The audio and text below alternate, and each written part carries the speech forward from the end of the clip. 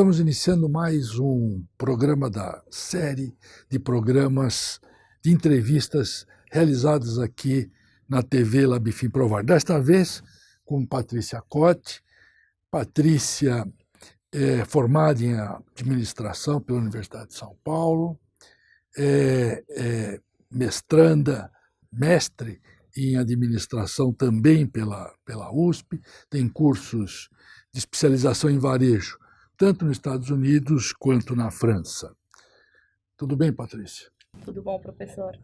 É um prazer tê-la aqui e a conversa que nós vamos manter aqui é principalmente em relação ao fato de que recentemente você esteve nos Estados Unidos na NRF, que é a National Retail Federation, que é a maior feira de varejo do mundo, não é?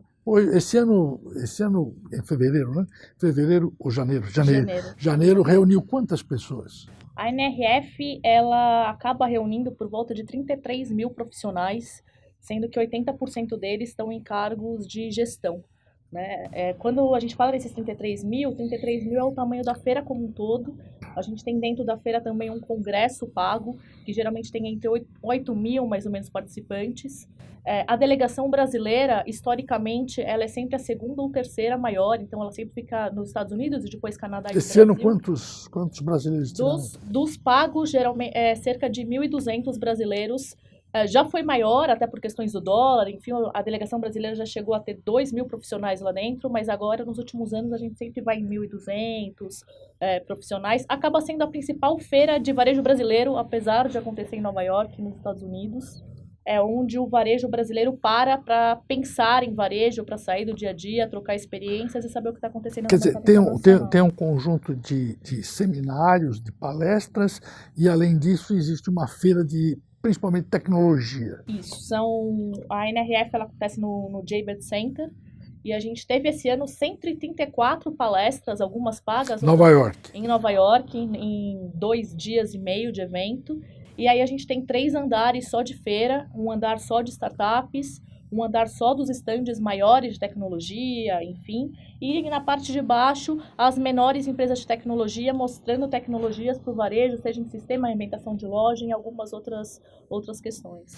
O que você viu de novo lá, Patrícia, esse ano?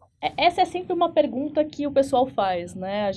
Todo ano a gente já vai mais de 10 anos para lá, e o pessoal sempre fala, a NRF acaba sendo muito igual nos seus conceitos. Mas isso é porque o pessoal não trabalha antes da feira e não presta atenção na feira tal como ela é. Algumas tendências, elas vão ser sempre ditas, né? Digital, omnichannel, experiência de loja. Isso vai sempre ser dito no varejo daqui até o final da vida do varejo. Então, se você vai e só olha as palestras e os temas das palestras, provavelmente você não vai ver uma grande diferença. A grande diferença acontece quando você estuda a feira com antecedência, que é um trabalho que a gente já começa a fazer desde setembro, de entender quais são as empresas que estão palestrando, quais são os palestrantes que Esse é um trabalho que o IBEVAR faz, de preparar... Esse é um trabalho que o IBEVAR faz já desde setembro, outubro, quando divulgam as palestras. A gente tem a preocupação de ir atrás do modelo de negócios daquela empresa e daquele palestrante, para poder entender por que aquele cara está lá, por que ele foi chamado para palestrar. Esse ano, principalmente, a gente teve muito na feira aqueles formatos de talk show, de entrevistas. Então, se você vai lá sem entender o modelo de negócios, provavelmente você não vai entender quase nada do que aquela pessoa está falando. Para que você possa aproveitar, precisa um trabalho prévio, precisa se preparar para isso. Precisa se preparar para isso, até para você entender qual modelo de negócios e qual empresa eu quero pesquisar. Senão você vai lá e vai escutar provavelmente um caso patrocinado por uma empresa de tecnologia, em que ele vai falar um pouquinho da empresa dele, mas você não vai conseguir ter o conceito necessário, entender o modelo de negócios, entender o porquê que aquele caso está lá e o porquê que ele é tão importante e relevante. Desses casos que você assistiu, que você viu, o que te chamou efetivamente a atenção? Eu acho que tem algumas questões muito chaves dentro da NRF. Esse ano você já percebe uma mudança pequena, mas uma mudança muito, muito significativa em discurso, que para a NRF a experiência ela é hoje digital.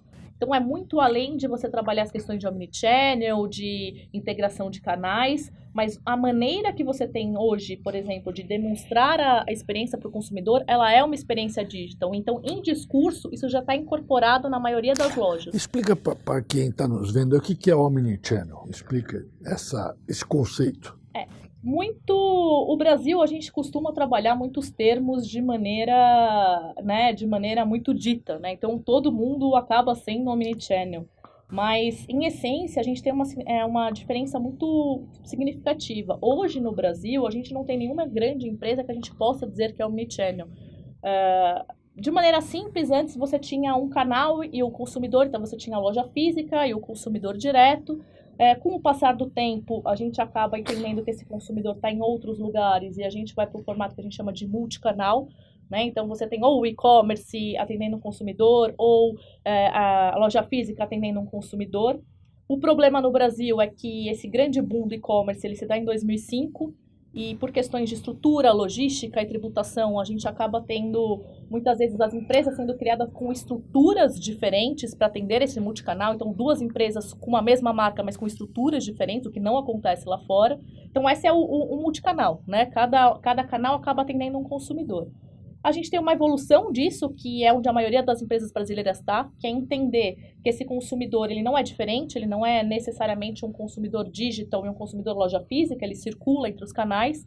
E quando você percebe isso, você vai para uma terceira onda que a gente chama do cross-channel, né? Que é a integração de alguns canais. Então, muito do que a gente vê hoje no Brasil de, olha, vou comprar online e pegar na loja física, ou vou comprar na loja física e ter alguma espécie de assistência online, isso é o que a gente chama de cross-canal. É quando você tem essas duas estruturas separadas e alguma espécie de integração. O quarto movimento seria o omnichannel, que seria quando você faz toda a integração desses canais de maneira única, né? Então, significaria que eu tenho não só os mesmos preços, os mesmos formatos de comunicação, os mesmos tipos de produto, mas que eu tenho toda a parte de trás da empresa funcionando dessa mesma maneira. Então, quando eu falo de comissionamento de vendedor de loja, por exemplo, essas metas e-commerce e físico, elas estão integradas. Quando eu penso em toda a minha cadeia logística por trás, quando eu penso em entregas, eu tenho tudo isso a partir de um único centro de distribuição ou de centros de distribuições integrados. E é aí que o Brasil não consegue evoluir. Existe essa experiência já sendo vivenciada por varejistas brasileiros do omnichannel ou nós estamos muito longe disso? O Brasil ele ainda está muito entre o omnichannel e o cross-channel. Quando a gente vai para o mercado internacional, a gente tem muito entre o cross-channel e o omnichannel, se a gente fosse fazer essas 4 linhas de evolução. Você tem alguns casos brasileiros mais próximos do omnichannel, que estão sendo muito bem observados. Você tem o próprio Magazine Luiza, que lá atrás ela já começou desde sempre com uma estrutura de empresa única, né? Não separou as estruturas de empresas entre digital e não digital e offline, que não estão no omnichannel, mas que têm feito um trabalho muito forte nesse sentido. Você tem a própria Livraria Cultura, que tem a integração de sistemas, enfim. Você tem também, acho que no Brasil, a grande empresa que se fala e que está um pouco mais próximo disso é a própria Polishop, mas eu sempre falo que é um pouco mais fácil, não que seja fácil, que né, se fosse tão fácil assim todo mundo estaria fazendo, mas é porque ela fez um movimento contrário, né? Ela era tele e foi para o físico, e quando você faz esse tipo de estruturação é muito mais fácil você conseguir integrar as operações. Quando você cria o físico e tenta ir para os outros canais, você já tem uma estrutura para movimentar e esse acaba sendo muito mais complicado. Você que tem participado, você tem participado todos os anos praticamente dessa feira, não é? E como é que você enxerga o grau de inovação dos varejistas brasileiros? Como é que tem sido essa evolução relativamente ao que se vê lá fora? Tem os dois tipos, né? Tem muito aqueles brasileiros que vão para lá só para fazer relacionamento e acabam usando a NRF como um período de você parar de pensar no dia a dia e começar a pensar em inovações, mas chega no Brasil e pouco aplicam. Mas você percebe algumas empresas brasileiras que conseguem fazer as adaptações. A grande questão aí é você entender o que está por trás daquela solução e daquele case americano. Por isso que eu falei da importância de você pesquisar o modelo de negócios e não simplesmente você tentar um copiar-colar, que é o que a maioria dos varejistas faz, né? O que eu brinco com o self-checkout, que muita gente tentou implementar e agora tem até sido implementado. Se você pegar a sua loja, fechar num dia e abrir self-checkout no outro, obviamente não vai dar certo, né? O consumidor não está maduro o suficiente, a sua estrutura de operação não está madura o suficiente, então você precisa muito entender esses cenários. Mas você tem algumas empresas que têm feito isso. Um caso que eu sempre cito e que a gente acaba falando muito em sala de aula é o próprio caso da Reserva, que nos últimos 3 anos tem feito um trabalho incrível.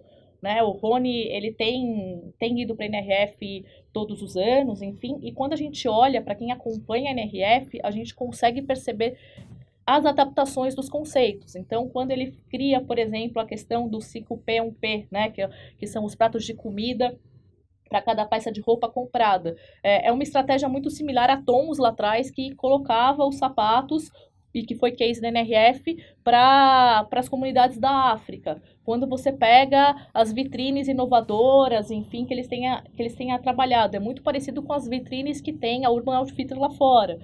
Quando você pega a loja sustentável, você também consegue perceber essas ideias acontecendo. Então, é muito mais em você entender o problema e fazer uma adaptação para o mercado brasileiro do que simplesmente você copiar e colar os conceitos. Você acha que é muito importante para o varejista participar da NRF, não é? E se isso é tão importante, o que você recomenda que ele faça antes de ir? Ou como é que ele deve se comportar numa feira como essa, que o investimento também não é pequeno, não é? Eu acho essencial estar na NRF, se pelo menos não todos os anos, pelo menos uma vez a cada 2 anos. É um momento que você tem de parar de pensar simplesmente nos seus problemas do dia a dia e começar a olhar o seu negócio de maneira diferente e saber para onde o mundo está indo e o que o mundo está discutindo.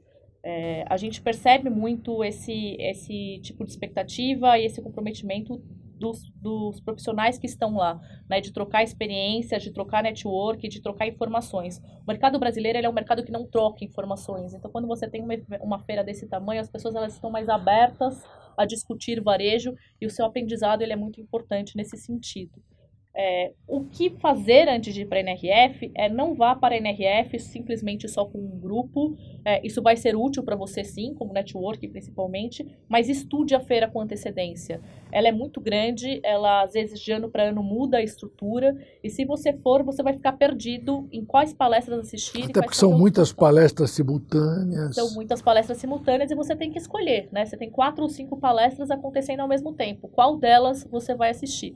Se você for só pelo tema, talvez você pegue um tema que te chame atenção, mas com empresas que não vão falar nada muito de novo. E aí você vai se sentir frustrado diante da feira. Então estude os modelos de negócios, até para poder entender o que esses caras estão falando quando você for escutar a palestra. Porque, como toda feira e todo evento, eles também vão vender muito da empresa deles lá. Como as empresas de tecnologia vão falar muito bem dos sistemas. Você tem que conhecer a operação até para saber até que ponto esse discurso poder separar o joio do trigo, até porque você tem muitos interesses presentes ali em função do financiamento dessa grande feira pelas empresas de tecnologia. Com certeza, principalmente nas palestras que não estão no main stage, no palco principal, as empresas de tecnologia são quem patrocinam esses eventos. Então, eles vão levar os cases muito com base no sistema que eles aplicaram. Claro. E você tem que saber separar até que ponto que esse é um modelo de negócio, até que ponto que é venda do sistema de tecnologia, né? Até para poder fazer essa adaptação para o mercado brasileiro. O IBEVAR tem promovido, depois da volta dessas delegações, eventos de comunicação das informações que foram vistas na NRF. É exatamente isso, né? Vocês têm feito eventos dessa natureza. Isso, a gente faz 5 eventos, todo esse material a gente consolida em 5 eventos, um que acontece antes da feira, todo dezembro, que é um evento de pré-NRF, que é justamente esse material já consolidado das empresas que a gente pesquisou e as nossas dicas do que se ver na feira, então acontece todo dezembro. E quando a gente volta, a gente faz 4 eventos, 4 manhãs. Quando vão acontecer esses eventos? Os próximos 2 acontecem no final de março agora e no final de abril. São justamente sobre as inovações de marketing e o último sobre case. Então, a gente já levantou mais de 180 cases na feira, né? E esse último evento vão ser só os cases. E os de inovações, a gente fala muito das tecnologias e do porquê implementar essas tecnologias ou não, e do porquê, os motivos dessas tendências e até que ponto que elas são aplicadas no Brasil. Aliás, esse é um ponto que eu acredito que seja essa chave, né? A aplicação desses conceitos no Brasil. O nosso formato de evento, ele traz para grupos de discussão entre os varejistas, justamente para que a gente consiga simplesmente aplicar mesmo e não simplesmente ficar falando sobre esses conceitos e essas palavras mágicas, né? Mas é o que eu movimento no meu mercado e o que vai me fazer caixa no final do mês. Patrícia, nós queremos agradecer a tua presença aqui, muito obrigado. Eu acho que foi muito ilustrativo estas informações que a Patrícia nos traz. O mercado de varejo é um mercado altamente competitivo, um mercado que exige um acompanhamento muito de perto, e essas informações são sempre muito úteis. Então, muito obrigado por nos trazer essas informações aqui. Muito obrigado. Eu que agradeço, professor.